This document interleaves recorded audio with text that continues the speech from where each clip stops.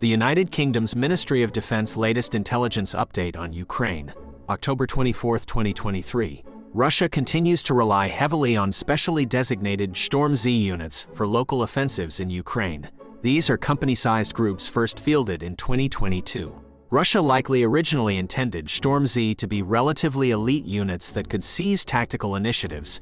Since spring 2023, Storm Z units have effectively become penal battalions, manned by convicts and regular troops facing disciplinary action. Multiple accounts suggest Storm Z units get the lowest priority for supplies and medical support, but are repeatedly ordered to attack.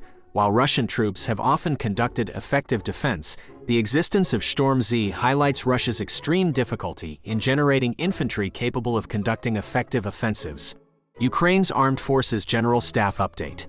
Fighting continues on day 608 of Russia's attempted invasion, with 54 combat engagements. Russia launched missile, air, and artillery strikes across Ukraine.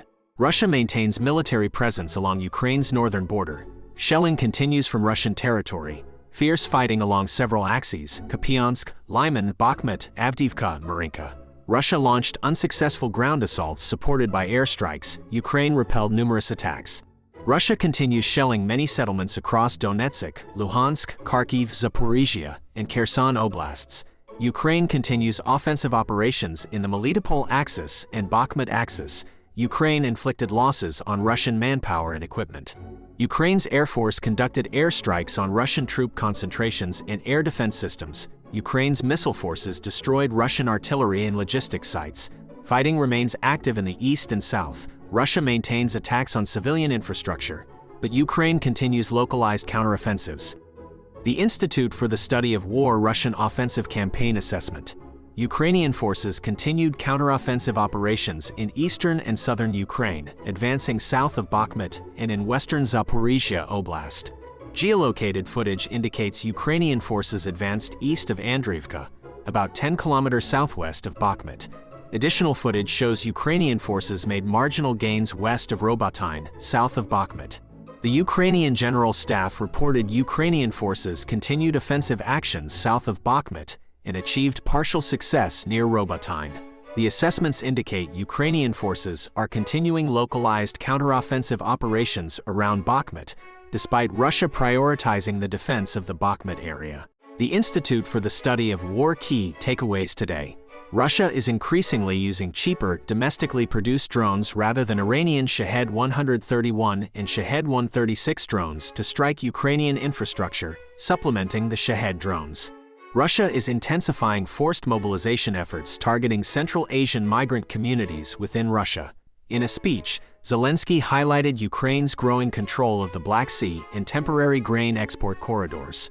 Russian forces conducted offensive operations near Avdiivka, making confirmed advances northeast of the city.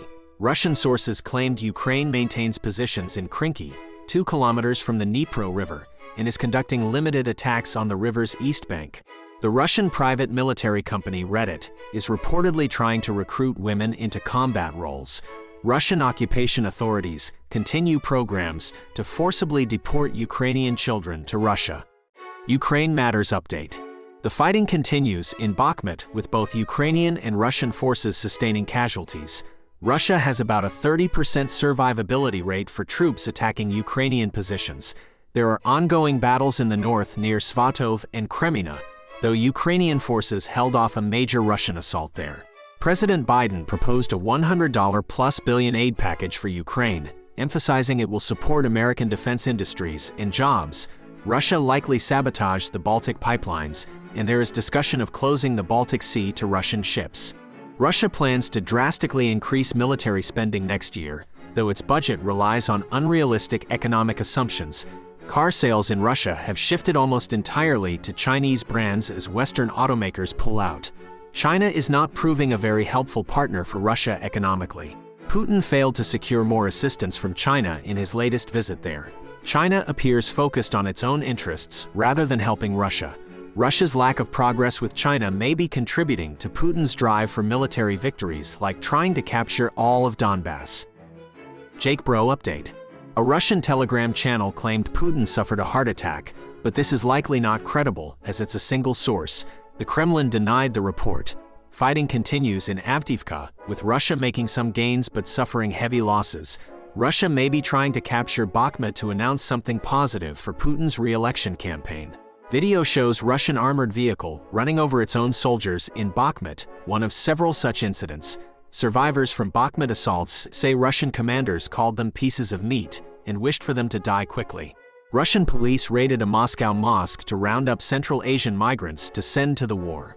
Russian PMC Wagner Group now recruiting women as snipers and drone operators. Russia's foreign minister visiting Iran to seek allies against the West. Ukraine's intelligence service has reportedly assassinated dozens of Russians and collaborators. Hungary's Orbán compared EU membership to Soviet occupation, but he can leave the EU anytime, unlike Soviet occupation. Turkey submitted Sweden's NATO application to its parliament, moving closer to approving it.